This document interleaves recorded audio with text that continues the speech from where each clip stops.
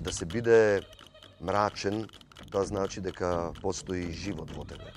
Но да се биде рамнодушен, тоа значи дека си ги изгубил сите животни сокови.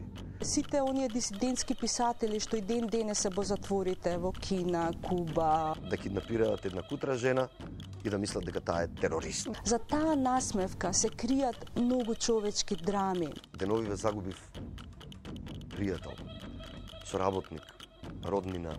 Она што во себе во моментот го чувствувам, тоа е голема празнотија. Лекот треба да се бара во блискоста меѓу луѓето, во љубовта. Мојот концепт на живење е шаманизмот, а не кредитните картички. Ти кучораци уште размислуваше на тој начин. Јас сум роден во Македонија, во една земја каде што има 4 годишни премиња. Пулс со Ана Јовковска. Сабота, 18 часот на Алфа.